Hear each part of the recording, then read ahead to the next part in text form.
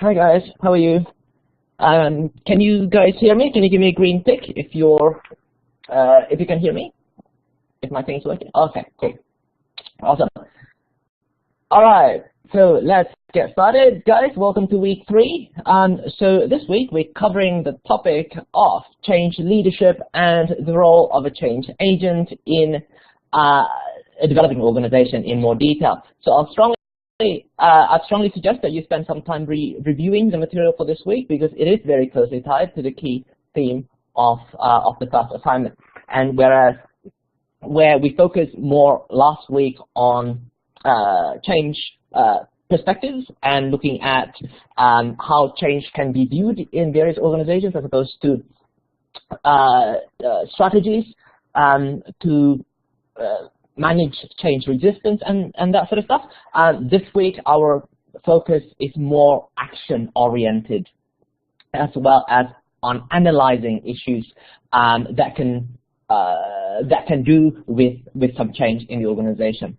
So this week's Collaborate session is going to be slightly different from what we've done in previous week, because it will be more participatory, because the concepts that we're discussing are going to be more applied and less theoretical in nature. So the stuff that we're going to be talking about will be more concrete and less sort of high-level theoretical stuff that I hope you guys would be able to use quite readily in your assignment when talking about actions taken by your change leaders in managing resistance and creating change and all that. Change, like I said, the change perspective week was quite theory heavy, and at times it can get a little bit blurry about how theories can be applied into practice, because it's more about understanding how people can view things, how change can be interpreted, and how change can be characterized, and which is more relevant to the first part of your assignment than the second part of your assignment. But this week we're actually going to be talking about action and things that you'd be more familiar with as management practitioners.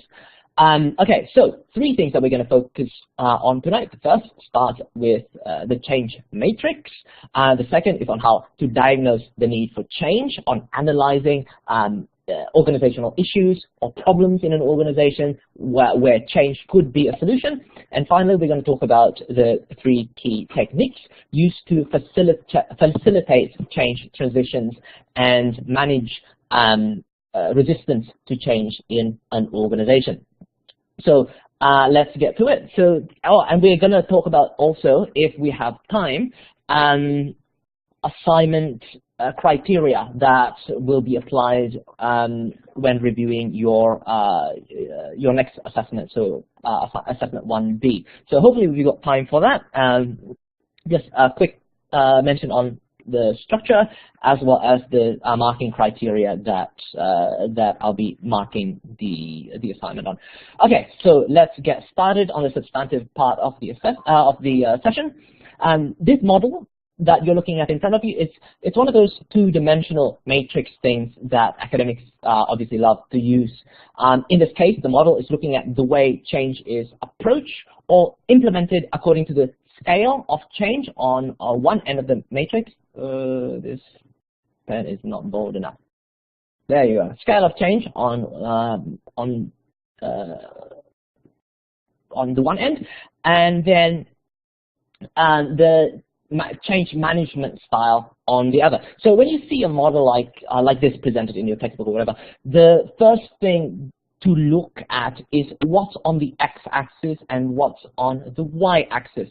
Not so much to start with initially. Don't worry about the middle bits yet, and the more sort of sexy and interesting sort of labels apply to it. At the start, take a look at what's on the x-axis and take a look at what's on the y-axis. So yes, get the fundamentals right, and then you won't be confused. Okay, the middle bits are just semantics and not quite as important as the axes. So on the x-axis, we've got the scale of change. So basically, how big is the change? So on the y-axis, we've got the individual styles of the change agent. Okay, so when we talk about style, usually style incorporates a lot of different elements. This model is only concerned with one particular variable, which is how collaborative the change agent is. So with a scale, we've got like a small to large scale can be measured in terms of dollar values. We can measure this axis through asking how many hours are involved, how many full-time equivalent employees are needed for the change, and so on and so forth. So that's how you measure the scale of change. And with the change management style over here, the model isn't concerned so much with whether you're shareholder focused or stakeholder focused. It's high level versus micromanaging, risk taking versus risk averse, and so on and so forth. The style is probably the term style is probably not the best descriptor, but we'll use it anyway. But we are concerned about how collaborative the change agent is versus how coercive or directive the change agent is. Okay, how much input from others do they welcome in the change process? So this model here, like the Dunphy and Stace change matrix, it's basically saying that the role of a change agent in a change project can be understood based on where they sit in this model. Okay, so then the names assigned to the model, they, like I said, they just labels or semantics. You can call, for example, you can call this label here, you can call them a coach or a mentor or whatever. The label Taylorism, you might find this useful. It's probably not the most accurate. So like it's like the characterization of this quadrant here as avoiding change it doesn't probably tell you the full picture. I think it's more of an adaptive approach rather than avoiding change. But the model itself is pretty straightforward, and you get the idea. So the names are there to help, but if you don't find the name helpful, what's most important are the axes in the model. So you know, maybe you can name people up here, you know, people up here enablers, and then people down here organizers, or whatever you want to call them, according to the scale and collaboration that's involved in the change process. So what's important is that what these things, you understand what these things look like more so than the labels that they've been assigned. Oh crap! You probably should look at your own notes because I'm in a big mess. Hold on, can I? Nope, I can't make any changes. Okay. No, well, let me see if I can clear it up a little bit so that you can actually see what's on the thing. Okay, so some examples would be useful, like Steve Jobs, for example. What kind of a change leader was he? You can say that he's he might be between a charismatic and a commander. His leadership style might be closer to a charismatic or a commander type leadership. Donald Trump may be more directive in his approach, but not totally coercive. Well, as a businessman anyway, as a president, you can argue that he's a little bit less collaborative. But as a businessman, probably closer to a directive, coercive type of management style. And then the scale of change that that Donald Trump made to his dad's business can be classified as either sort of a modular transformation somewhere around here, or a corporate transformation by this scale. So you can say that he's a captain or a commander type of leader. Kevin Rudd, in his reorganization of the Australian Labor Party, right, he created a big change in the Labor Party in terms of choosing the next parliamentary leader. You might call him a bit of a commander, whereas Julia Gillard is more consultative and more incremental, more into incremental adjustments in terms of the changes that she makes. So she'd be probably closer to this sort of area, whereas Kevin Rudd would be closer to this sort of area. So with this model in mind, let's, considering I've gone, yes, Zoe, have you got your mic working there?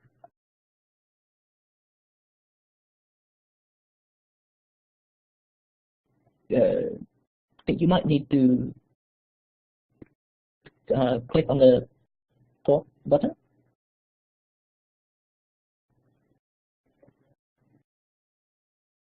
Is it working? Yeah, can you hear me okay? Ah, yes. Can you hear me or not? I can hear you now. Hello? Yeah. Yes. Oh. You there?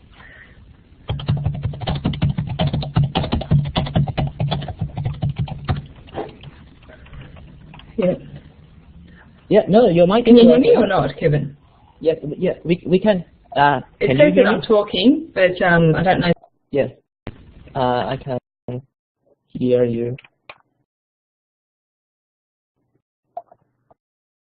You might not be I able have to a hear me. question with regard to the first slide Yeah. when you talk about the change management style of. Okay, Mhm. I think.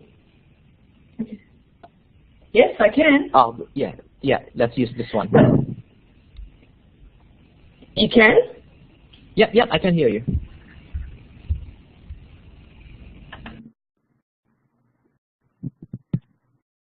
Can you hear me? Sorry. Yeah, I think there might just be a delay. Okay. So when you go back to the first slide you were showing with regard to Yeah. the change management style, Mm-hmm. and if you've got a change leader that's either directive or coercive, Mm-hmm. but the organisation, organisation is the global organisation, and they instrument a corporate transformation, Mm-hmm. and the local leader has to then implement it, would you say that they would still be a commander, even though they're not the ones that have actually created the corporate transformation? They've just What got would to change the organisation locally? Yeah. So what you'd be looking at there is how the change is implemented by the local leader in that organization. So how does the local leader approach that change? So you've got a directive from the organization for a corporate transformation, for example, but the approach of the local leader might be that they seek to take sort of like a baby step approach, so to prepare people in stages, right? And so that corporate transformation, that corporate transformation approach gets shifted a little bit because of the way that the change is implemented by that leader, who is probably more familiar with a fine-tuning type of change. So overall, looking at this, the scale and change and the nature of the change itself, it may be that that the change becomes more developmental as opposed to something that's transformational. But if the local leader chooses to take direct directives from the headquarters and implement change within a short period of time, all at once, an episodic type of change, as opposed to like a more gradual continuous type of change, then the implementation of that change, you can argue, it would be closer to a corporate transformational change. So what's described by this model is how change is applied in the organization by the change leader. Does that sort of make sense? So top left, yeah, okay, cool.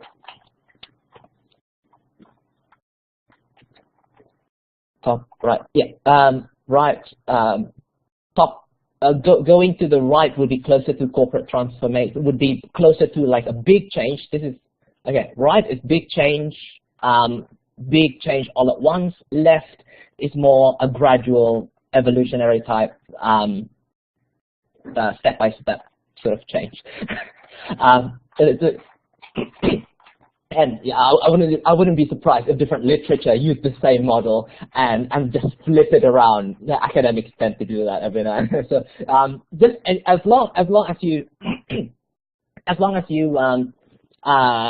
you sort of understand the two axes, you'll be fine. And top right continuous change.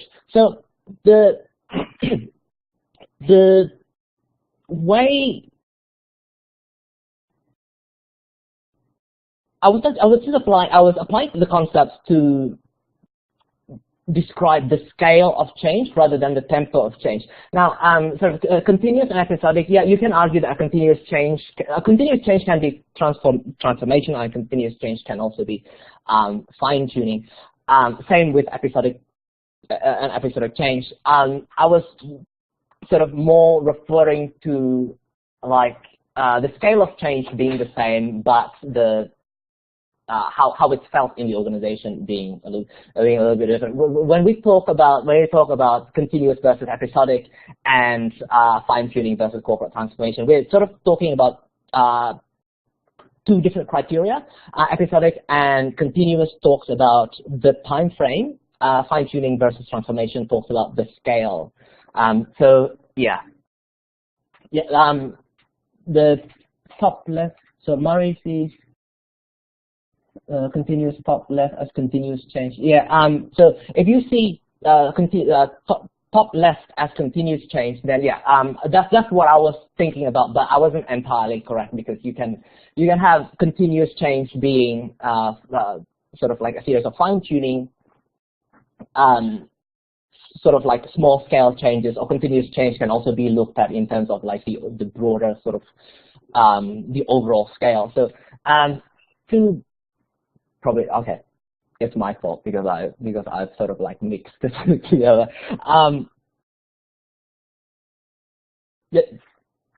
Okay, let's just talk about the scale of change. So this is like small scale type change. This is like a larger scale type change. Initially, I was thinking about like continuous change as being like small scale changes over like a fixed period of time, as opposed to an episodic being like a large scale of change over a fixed period of time. That's what I was initially thinking. I might have confused. Yeah, that's what I thought. Yeah. Okay. Okay. Cool. Yeah. Okay. It makes sense now. Okay. Cool. Thanks. Sorry, guys. Well, it's the scale of change and the tempo of change are two completely different criteria. So I'm sorry for like mixing them together. Like you can sort of like describe a change as both continuous and fine-tuning, or episodic and corporate transformational. That makes sense, but they're looking at two different aspects of the change. One looking at the scale, the other looking at the tempo of change. Okay. Okay, so let's look at the question before I confuse everybody even more. All right, so with the model in mind, the first question that we've got to ask is, where do you see yourself in the model? Why is the term Taylorism used in the model? Okay. Personally, I don't think the term Taylorism is probably the best to describe it. I think the way that Taylorism is used in this context, though, is to associate the term Taylorism with a more traditional type of management style. So Taylorism is equated with tradition, well-established practices, and probably associated with resistance to change, I guess. And it's more of a top-down sort of approach, not so much a collaborative new age sort of what do they call it? Human capital type of approach to management. Yeah, more of a traditional type. And as a result of the association of Taylorism with traditional management style, in this model, the term is associated with change avoidance and change resistance. Although this quadrant here isn't, yeah, you can, I mean, change resistance can be placed in that quadrant, but that quadrant sort of also represents, you know, readiness to change at a reactive level, as sort of like adaptive sort of change, fine-tuning, being cautious about change, whereas on this end, we're more looking at having a greater sort of risk appetite for change. So that's the association with Taylorism. We see Taylorism now as something more traditional, but at the time, Taylorism is actually revolutionary. So the way that we associate Taylorism with, you know, traditional management style is kind of relatively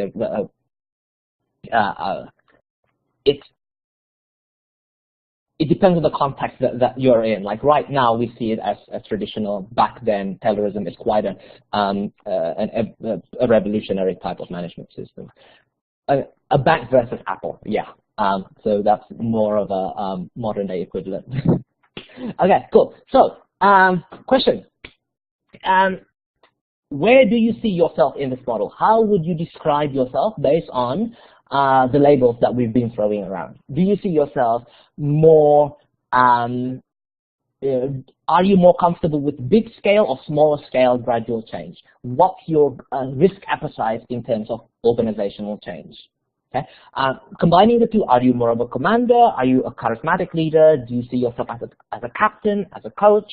So let us know, and which type of leadership style do you think would become more important and more prevalent in your industry and in the future? And what skills are important to develop in association to that? So have a think about this, and I'll give you guys a couple of minutes to have a think about it, and we'll discuss this together as always.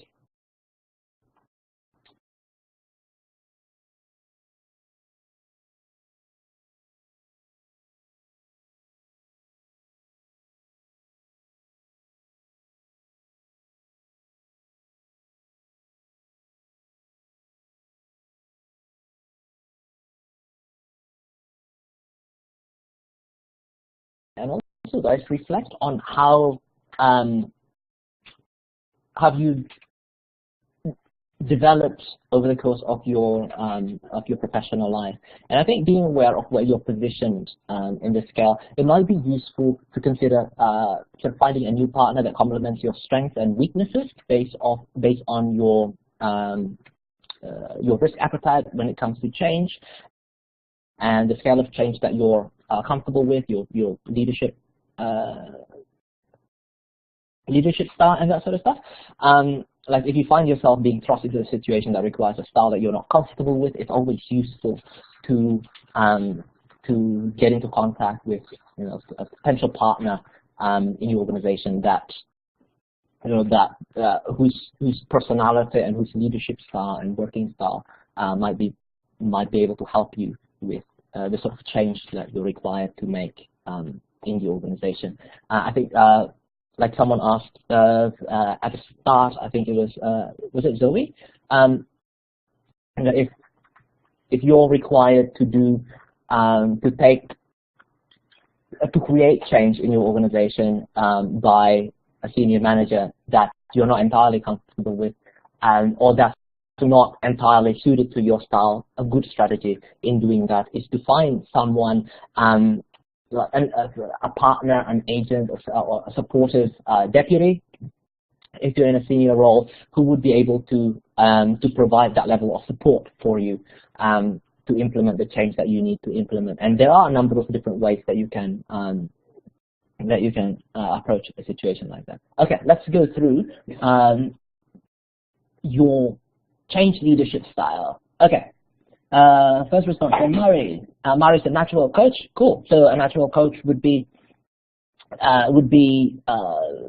somewhere in the middle in terms of the scale of change, and closer to a collaborative style of change management. Excellent. From Greg, captain. Excellent. From Julian. Julian is also probably captain, but cross into natural coach. Yes, excellent. So this is kind of like a spectrum or a continuum. So it's don't approach this as a taxonomical thing. So yes, like Julian said, you can be somewhere in between two points. From Zoe, a natural coach, and in the future charismatic. You need to bring people with you to be successful. Excellent. Yes, charismatic leaders are very good at bringing people, bringing their subordinates and their business partners along with them in the change process. And they will find probably managing change resistance naturally a little bit easier than someone who wouldn't call themselves naturally charismatic.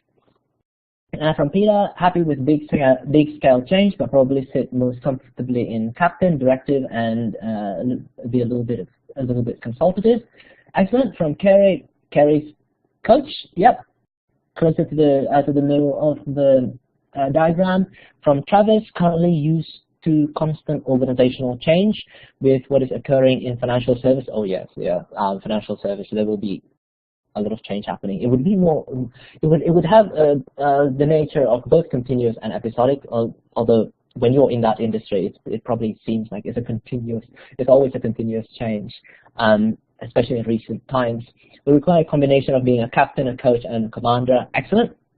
Yeah, sometimes the skills that are needed to achieve the change that you're required to achieve need you to put yourself in different positions, and this is sort of like where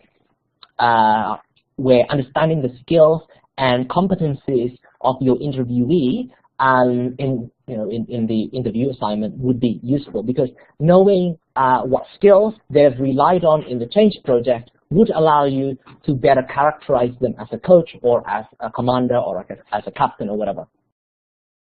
Excellent. So from Murray's a collaborative captain and natural coach. From Zoe, why is there no option for collaborative?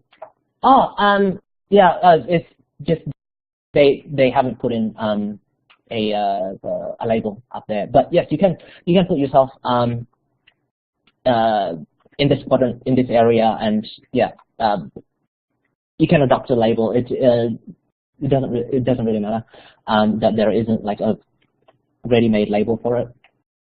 So definitely, collaborative leadership is becoming more appreciated these days than in the past, especially in the heydays of the late 1990s, sort of like the Reagan Thatcher type of era. From James, my job demands me to be a captain. Yes, a lot of the time in a change environment, you are required to be more directive in nature. From Murray, one contrasts with your own. Yep. Sometimes you have to occupy a change leadership role that may not necessarily be natural to you. From Vince, captain or coach, and happy with transformational change. I must admit, I have more over the years. Yeah. Well, I'm personally very risk averse. So I'm more comfortable with sort of fine tuning and being adaptive to change rather than like a transformational change, because of my level of risk tolerance. From Matthew, I don't think you can be only one type. You have to slide to meet the requirements of your people or stakeholders. Yeah, and a lot of time you sort of like you can have a core of where you're comfortable with, and sort of like a range of where you would be happy to be positioned in a change project. From Darren agrees, and Michelle agrees. From Matthew, naturally, the charismatic transformational. Oh, cool! Charismatic transformational are like they're the most exciting leadership stories.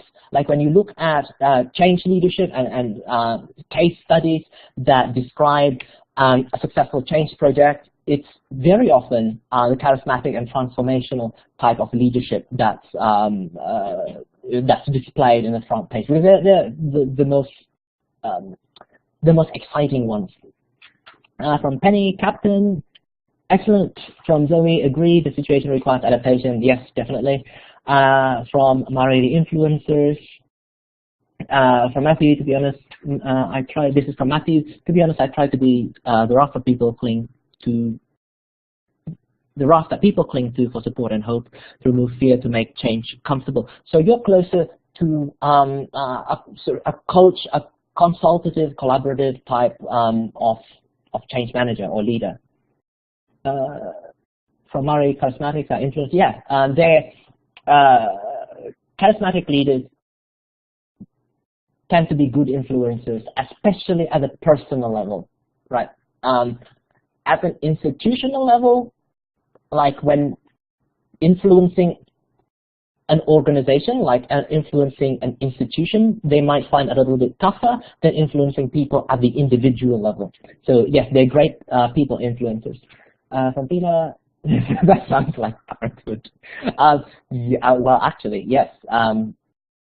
You can draw parallel between organizational leadership and parenthood, and in fact, I'm not going to get into that now because I'm going to get distracted. But we will talk a little bit more about the parallel between business management and parenting and like sort of what do you call it? And treating your employees and your organizations like family members later towards when are we going to talk about that?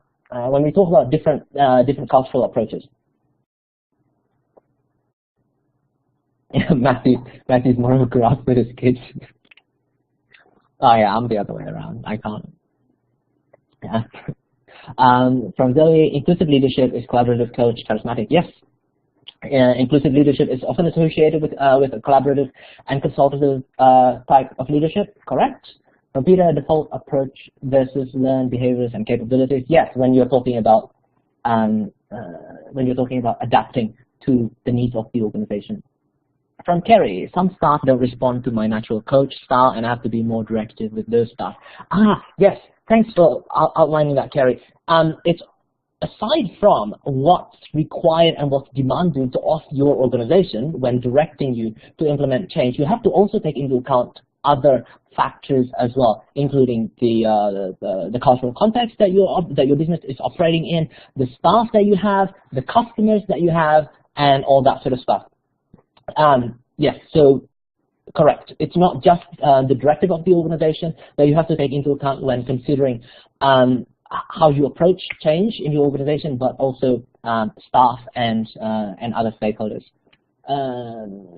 From Vince, it would be interesting to get a 360-degree review done based on the same matrix, maybe a different perspective. Oh yeah.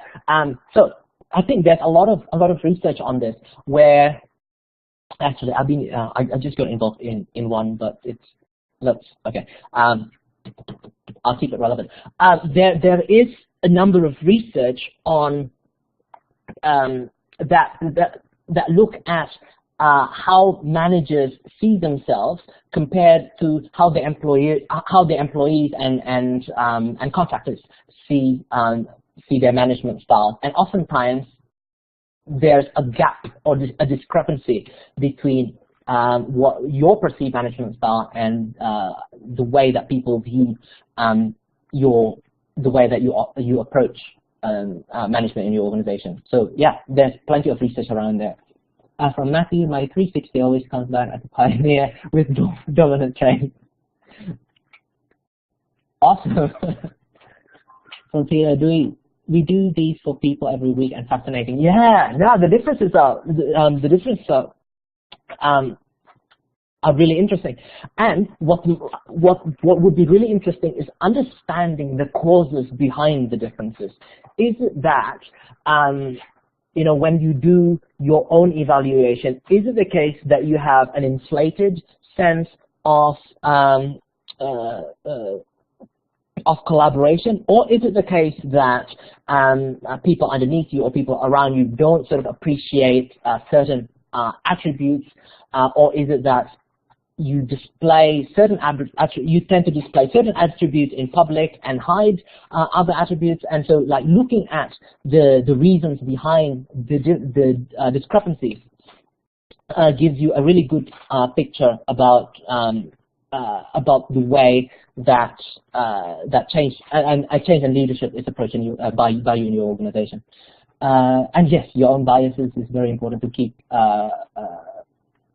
to take into consideration when looking at the reasons behind the gaps.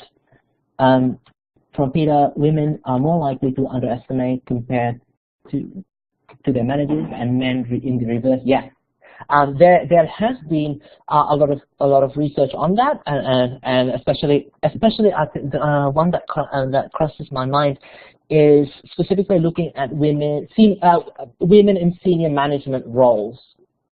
And yes, the findings sort of align with what Peter is outlining here. From Matthew, sometimes the difference comes down to the things going in someone's personal work life and situations are found. Yes, one of the studies that I looked at also tried to control for age, seniority in the organization, where the manager is in their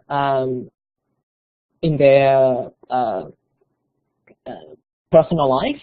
I don't think if the study has been published yet, but basically, yes, personal circumstances do influence the way that you behave in the workplace and your leadership style. So it's not the case that you are one type of change leader all the time, but usually, given your individual experiences and your individual exposures to your industry and whatever, you do tend to gravitate around a location in this model somewhere. Awesome, cool. So I think we've covered that pretty well. I think we can move on to the next topic. Oh, holy crap! This time already. Okay, yeah, let's move on.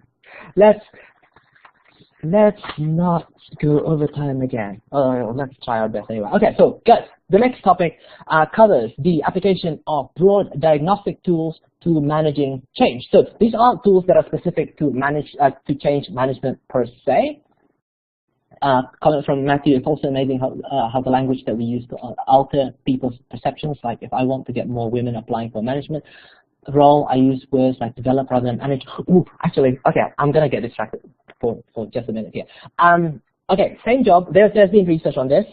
Same job. They advertise the same job for I forgot what the position is.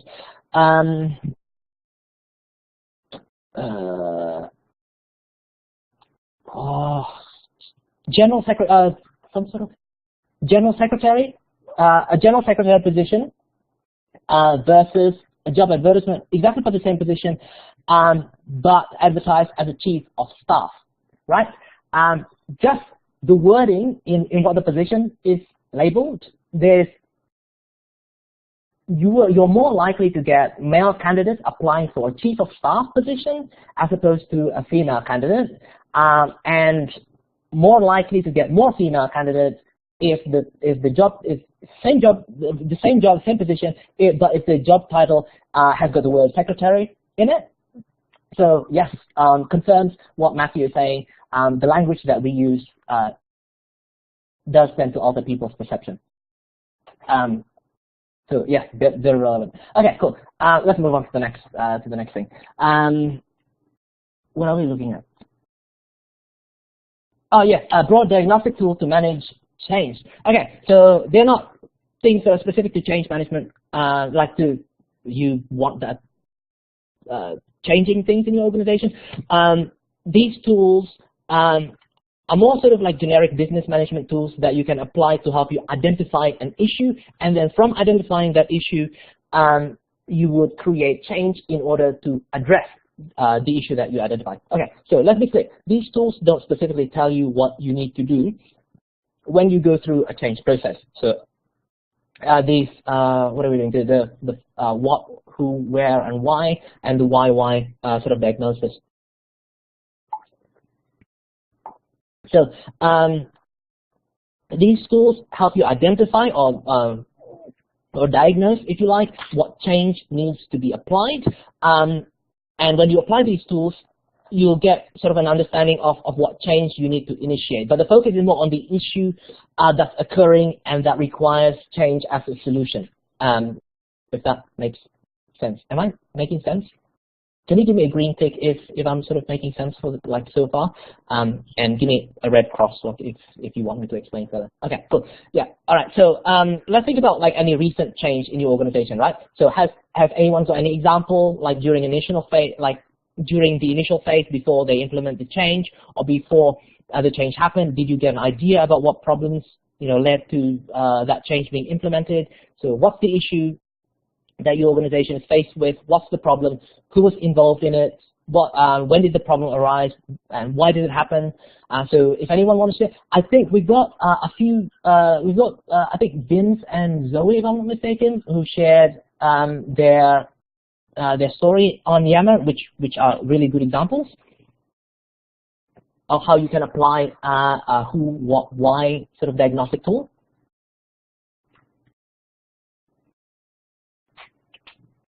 Andrew found the research that I was referring to, or something similar to the research I was referring to. Yeah, cool. Yes, Vince was talking about membership subscriptions, applying. Okay, let's take a look at Vince's. Guys, feel free to share and type up your responses. So Vince's attempt on Yammer. The issue is around continual late or overdue renewals in a membership-based nonprofit, where online membership portal that provided members with their annual membership renewal date being problematic. When does it become a problem? When subscription becomes due on the 1st of July annually. Who's at the center of all this? In Vince's case, the treasurer. Why? A single membership day, numerous renewals, no reminders built in. So that's one way of getting into the root cause of the issue. And when you start to look at all these elements of the issue, you start thinking about what solutions and should be applied and what change can be implemented to address these issues. Anyone want to share their organization's issues? That's not too sensitive. I don't want to reveal like very sensitive information. No membership. Nope. Okay, that's fine. This sort of 5W diagnostic approach is sort of associated with what I prefer the YY tool, because it invites you to dig deeper into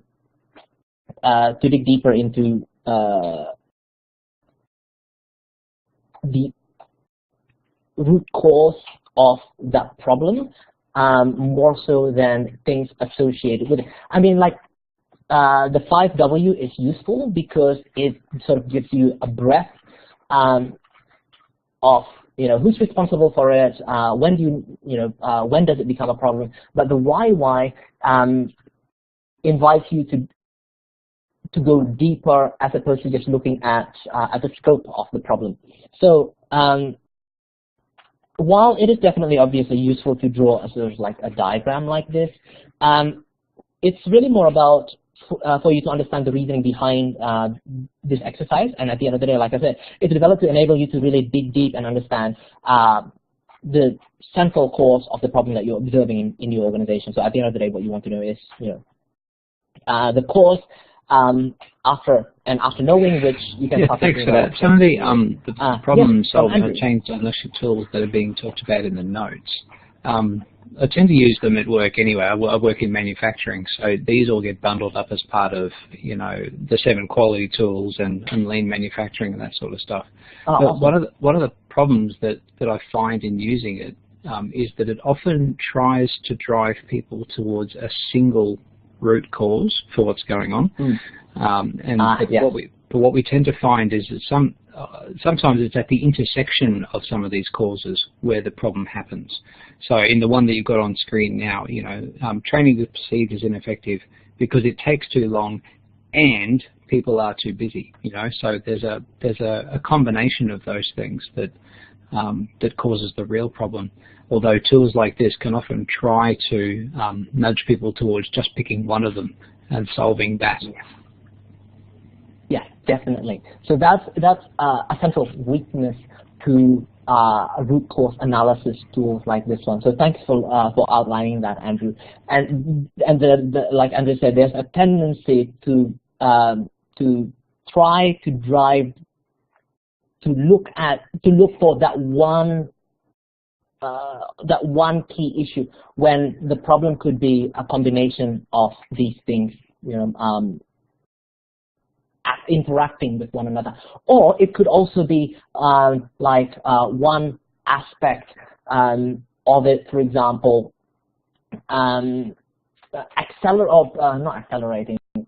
capitalizing a problem in another area.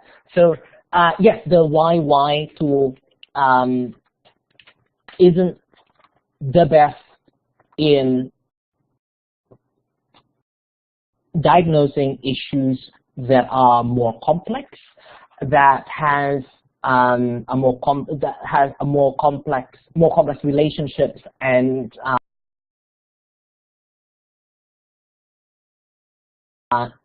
interdependencies built into it. It's a lot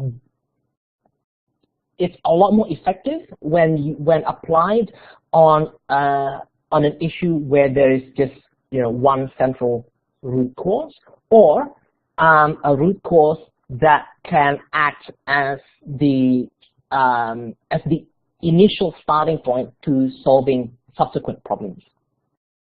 Cool. So yeah, when it's multiple different issues. Although what the YY diagram can do is highlight if you've got multiple different issues arising from one root cause. That's where the YY diagram and root cause analysis excels. Okay, when one problem, when one cause, when the impact of one root cause makes itself visible in different areas of the organization.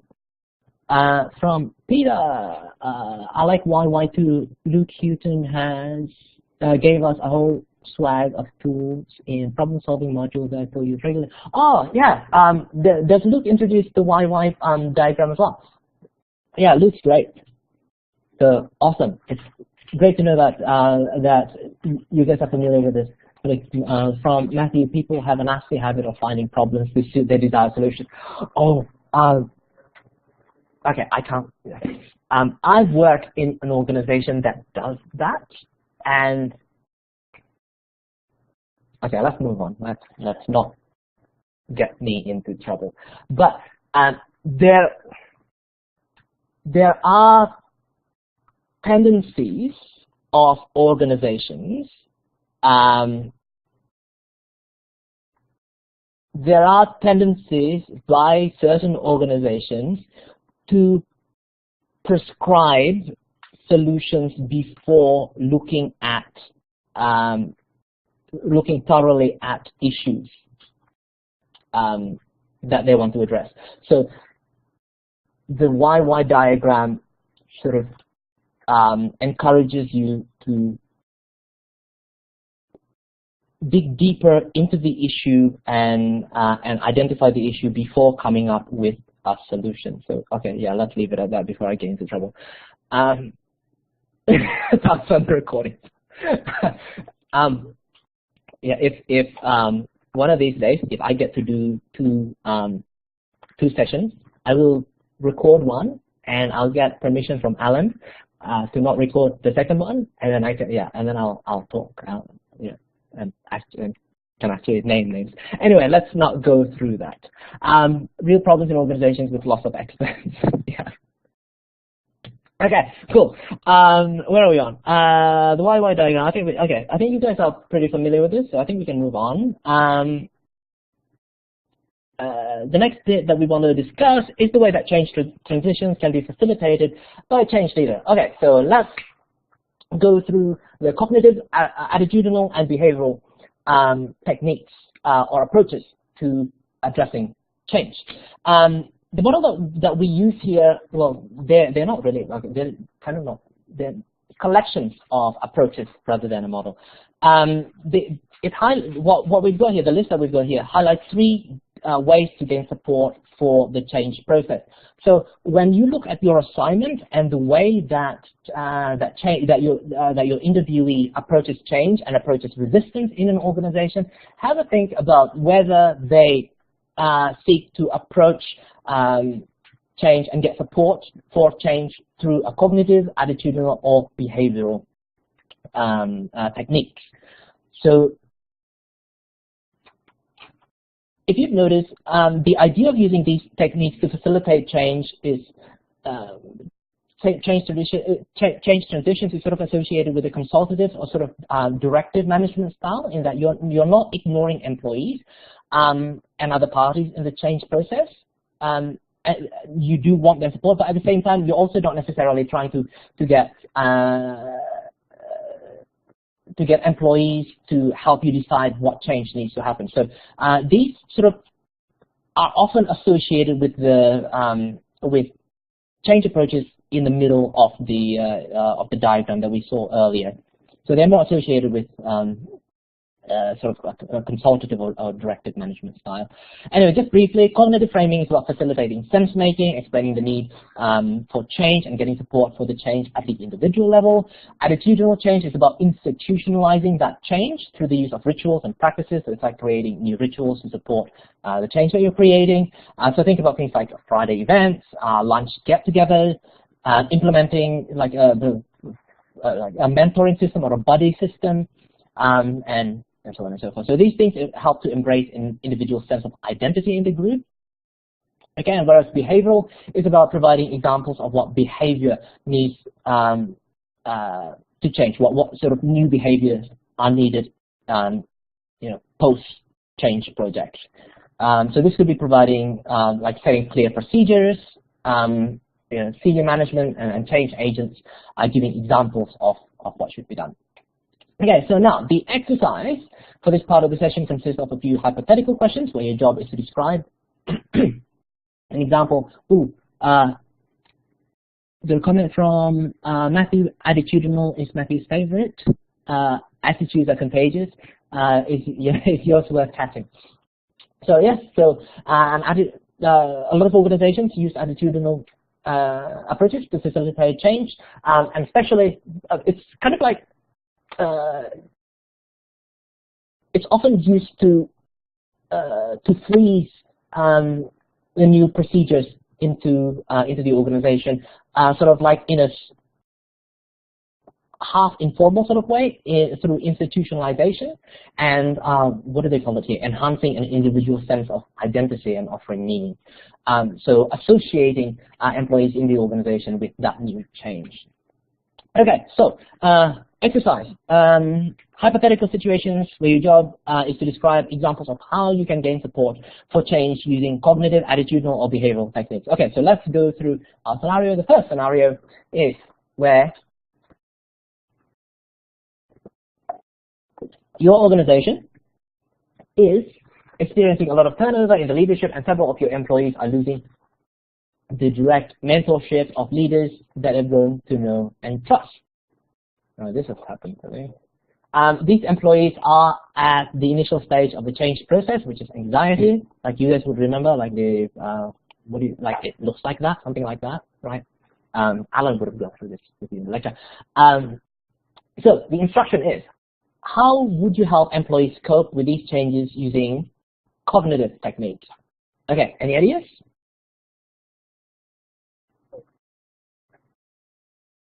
I think like helping them. Yeah, you can use cognitive or attitudinal techniques to help them with this.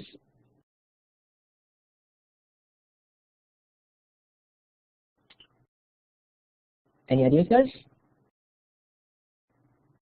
I'll give you a couple of minutes. I'll shut up for a minute.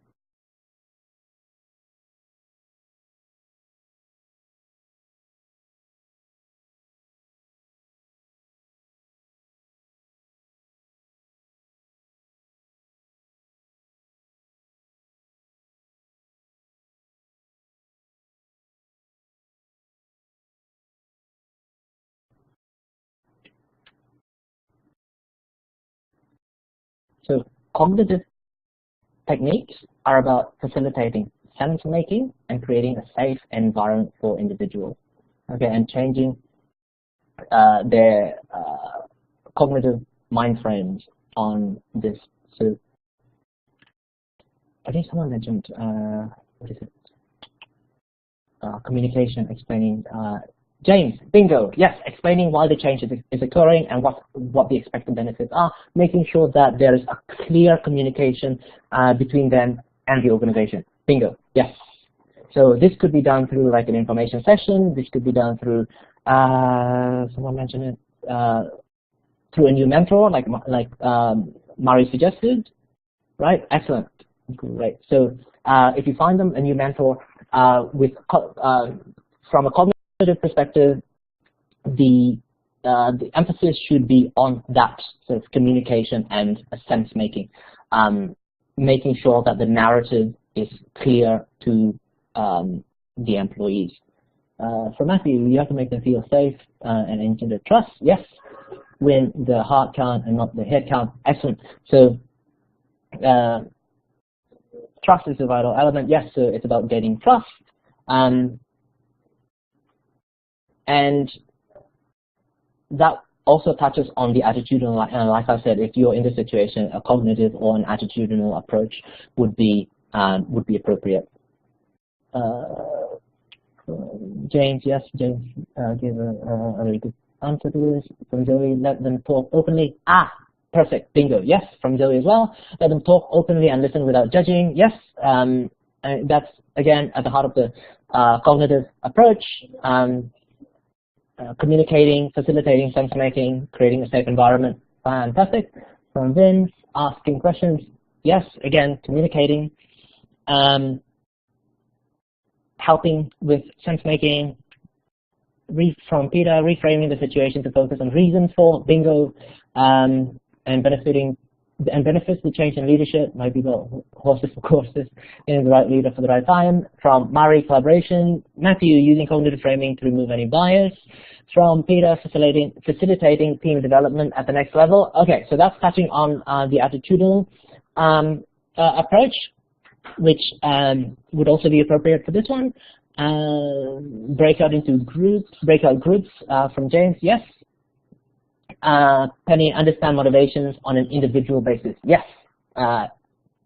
So another great response from Penny, understanding motivations on an individual basis, which is associated with the cognitive technique. Okay, great, thanks guys. So second scenario, your organization is experiencing the effects of an economy in decline. It has suspended overtime shifts and paid vacations for the next quarter. Employees are at the latter stages of the change process. Depression or slump, which is like you go up there, woo, it would be down here. How would you apply the attitudinal techniques to help employees cope with these changes? Okay, so guys have to think about this. How would you use rituals and other attitudinal tools to get support for this change from employees?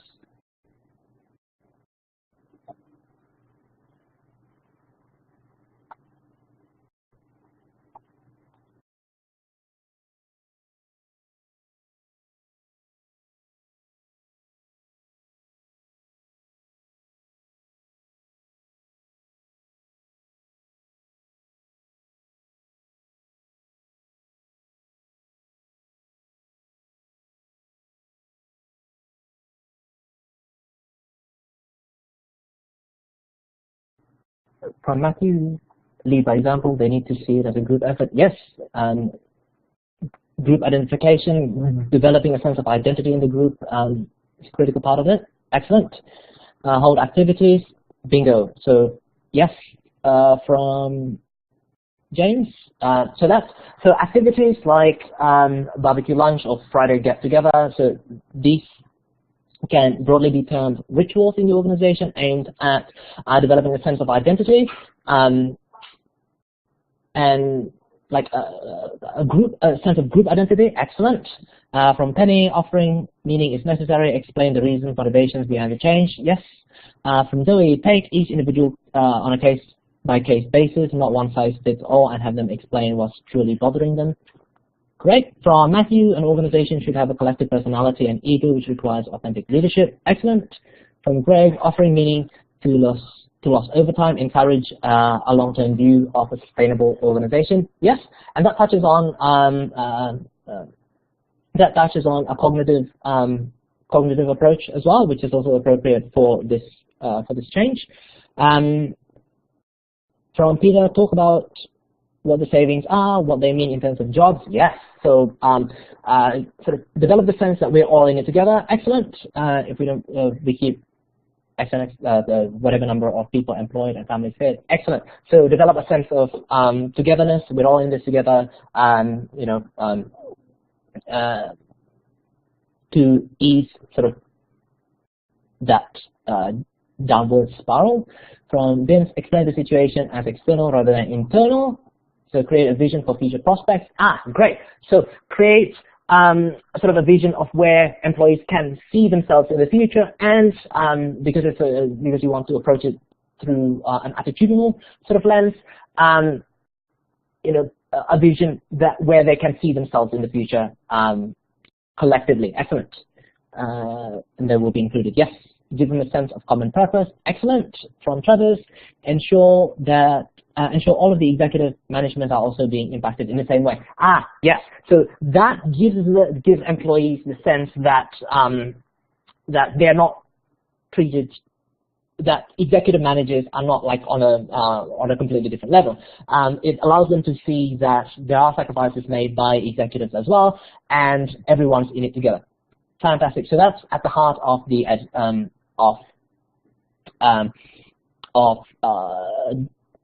developing a sense of identity in the group. Excellent. So no privilege.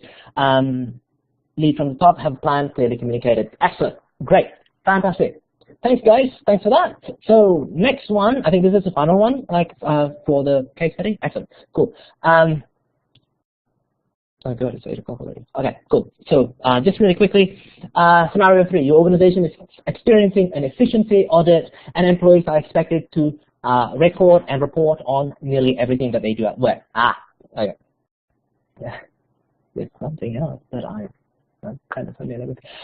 These employees are at the latter stage of the change process, disillusionment. Basically, everybody hates the process, and there's a riot. Everybody hates it.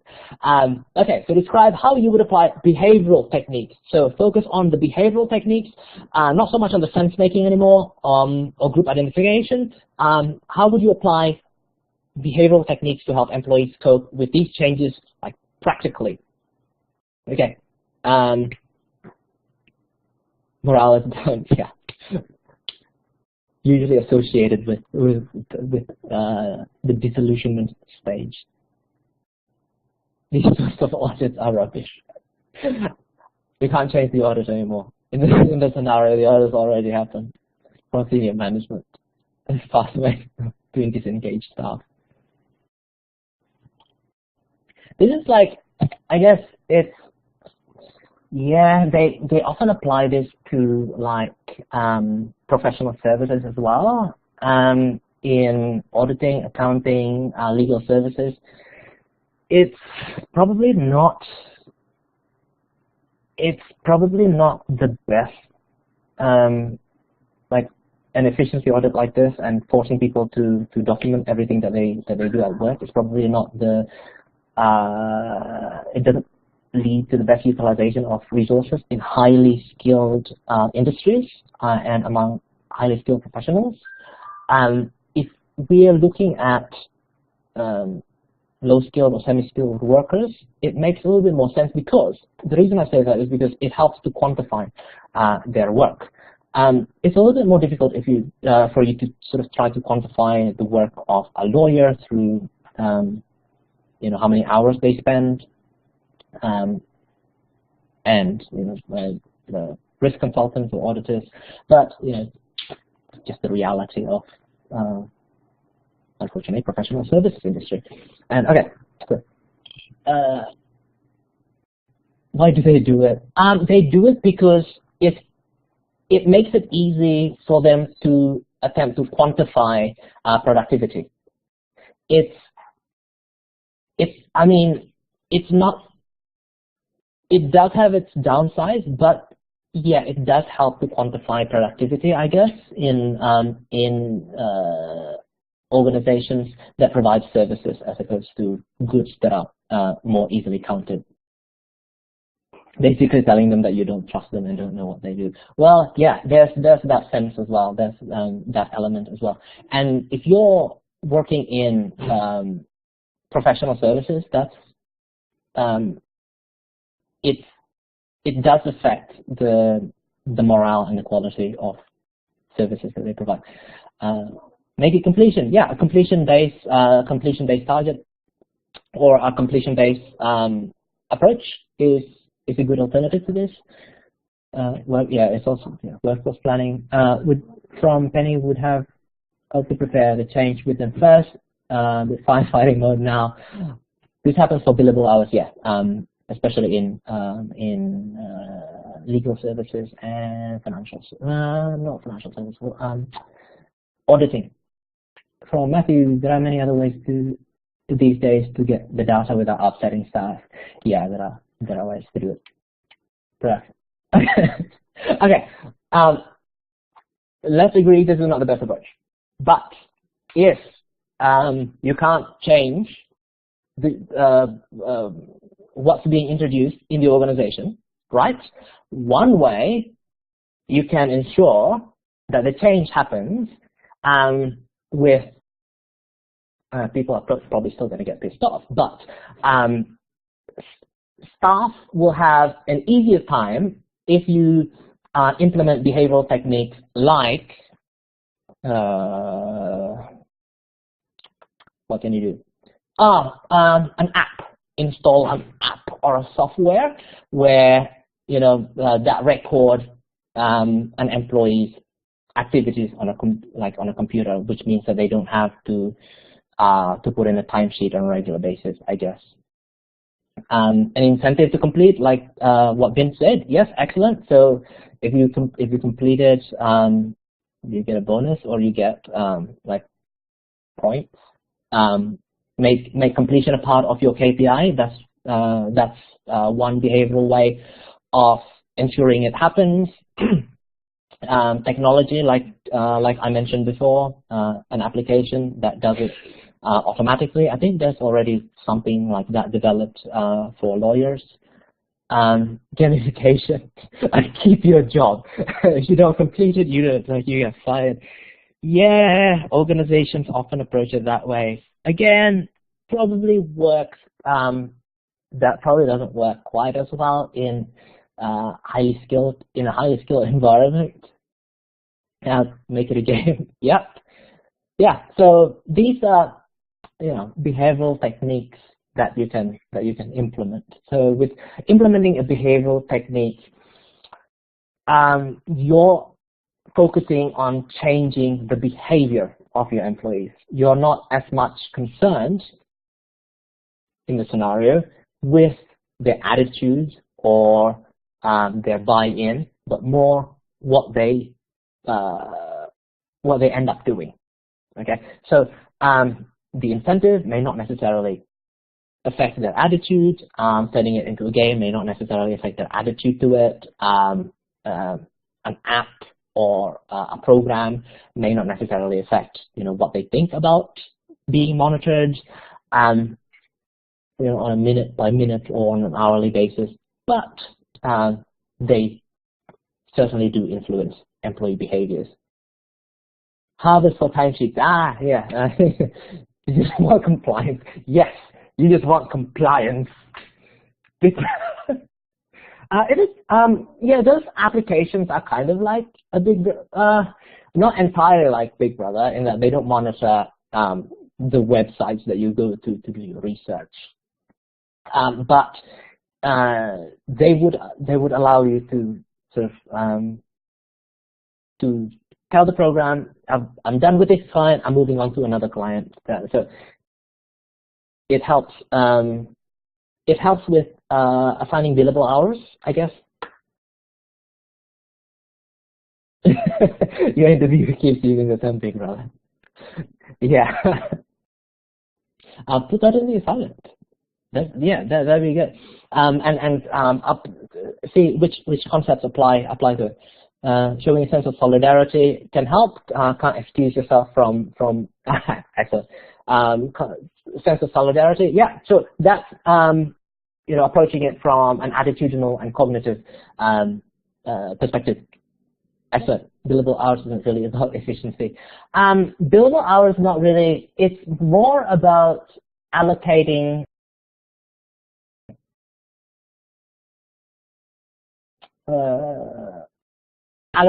resources to the right clients, I guess.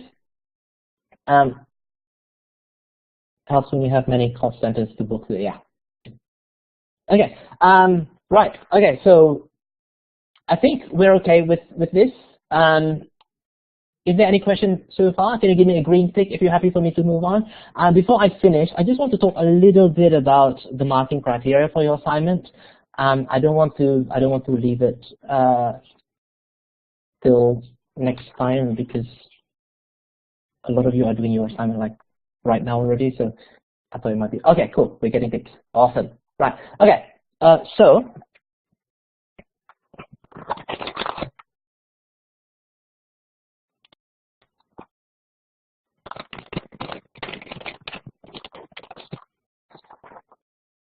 Let's move on to the assessments. Okay, your next assignment is the final report on your interview 1B. So remember guys, this is due next week. Alan just posted an announcement for those of you who are not yet aware already about the new due date. It's now due on the 20th of November, on the Tuesday instead of the Monday.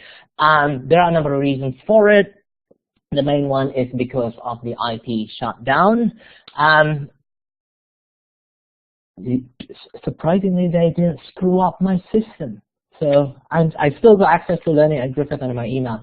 So unlike the previous move, I didn't get shafted this time, which is yay. Okay. Now, just make sure that you guys submit correctly and on time. Submission needs to be submitted to the final submission points. I think in the past, students have submitted to the wrong submission point because I don't know if we still do it, but every now and then Turnitin puts up these draft facilities that just confuses the hell out of people. Just make sure that you submit to the one that says final submission point. That should be which comes.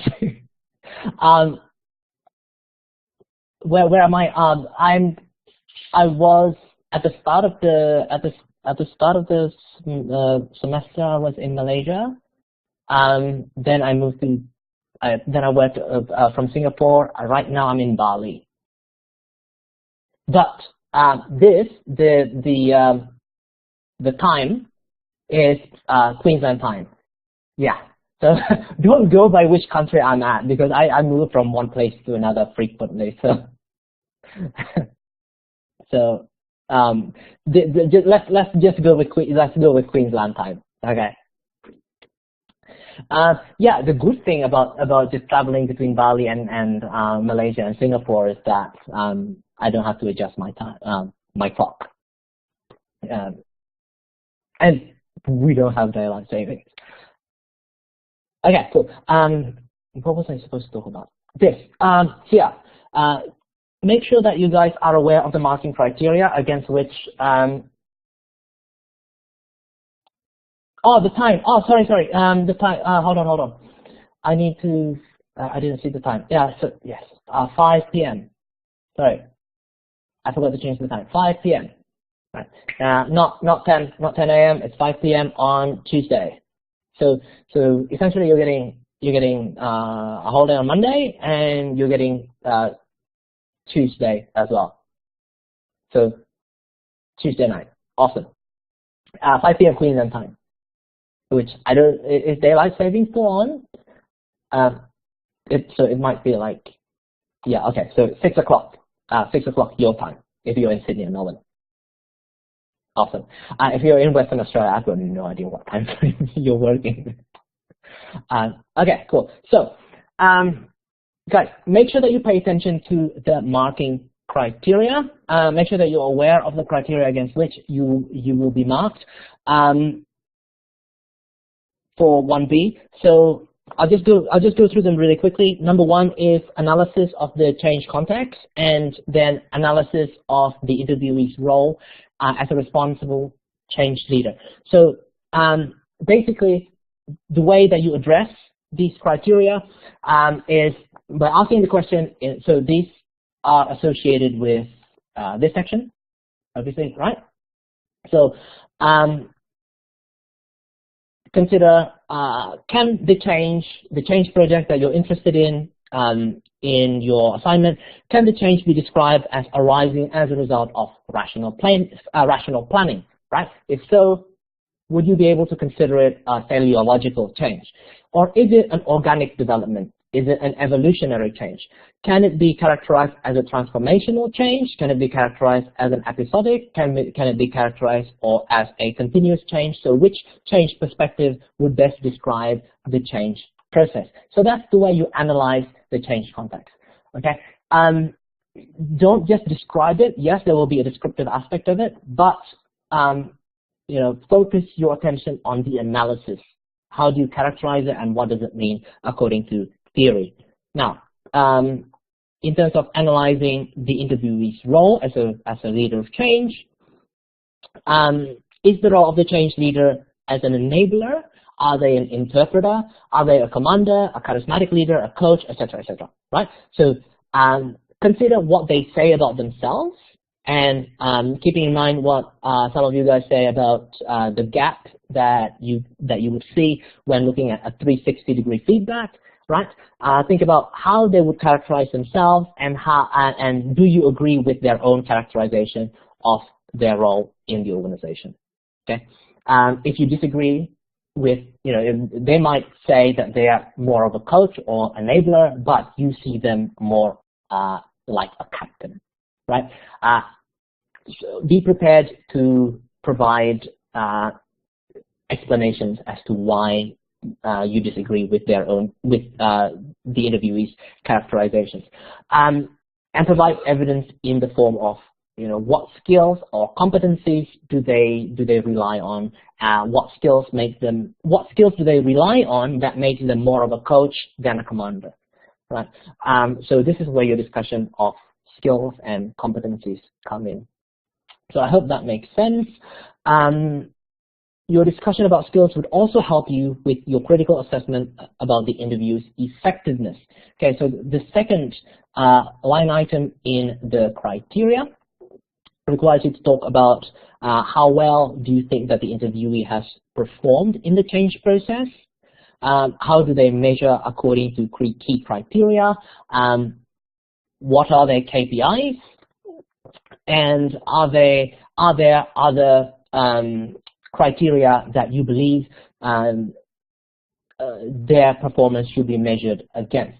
So if their key criteria are more finance-based, and you think that there should be additional criteria based on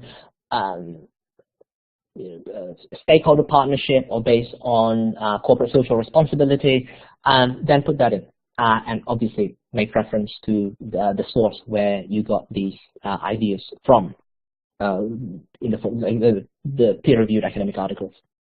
Okay, is it the case that that the interviewee is a really effective change from the traditional perspective, in terms of maximizing return on investment, but not so good when you take into account the impact of their leadership on the community, or the impact of their leadership on the family lives of their employees, right? Right. Are they good at delivering dollar values, but not so good at assisting employees emotionally cope with the change? Or is it the other way around? Are they good at facilitating change at the individual level, but they're bad at fulfilling their financial measures, right? So take a look at these things and obviously make references to peer-reviewed academic articles and the latest research on these criteria and measures of effectiveness. Okay, make sure be aware that this is a research assignment, so you need to put in like a hell of a lot of peer-reviewed academic articles into your research. It makes it easier for me to give you additional marks if you just put in like if you just like vomit out like hundreds of peer-reviewed academic articles in your assignment. It makes it easier for me to justify giving marks. The next criterion is sort of like a catch-all: demonstrate ability to apply relevant course concepts and theories. So this is about making sure that you have a correct understanding of what the theories are saying. So if you don't understand something, just make sure that you ask. Don't just use a theory that you're not comfortable with. And it's also important that you're familiar with the theories and concepts that you want to stick in your report, right? So and it's really all about giving the assignment the time and attention that it deserves. You just need to spend enough time on it. If you read the readings over and over again, eventually you will get it. And obviously, if you spend time to sort of like ask me anything that you don't understand, it makes it easier for you to sort of make sense of the theories that we discuss in the course. So that's the third criteria, which is a catch-all. Fourth, ability to apply what you've learned. So this criteria is sort of like is associated with this part of the report structure. This criteria is like something along the line of you can write something like change in the photovoltaic industry is becoming a constant reality, and so for this reason, it is important for a change leader in my industry to take on more of an enabling role rather than an initiating role because of the nature of my industry, which is photovoltaic. This is aimed at developing the capacity of the firm to not just adapt but maximize the opportunity presented by the constant change, etc., etc. And the interviewee highlights how this can be done, etc., etc. Okay, so that's the sort of like reflection that that we expect to see in the lessons learned part of your assignment. And finally, the last criterion is presentation clarity and referencing. So obviously, if I don't understand what you're saying, if it's difficult to understand what you're writing, it's difficult for me to award marks. So just make sure that whatever you communicate in your assignment is clear to me, and that you're not using like words and jargons that make it difficult to understand. Also, one thing that a lot of students in the past, well, not a lot, like, but there's always one or two, struggle to comprehend is that you need to make sure that the change that you're focusing on, that the focus of this assignment is on the change leader's role and their approach to that organizational change. So don't look at like very technical change. So don't do a big analysis on legislative change about union rights of entry. Don't do like a massive paper about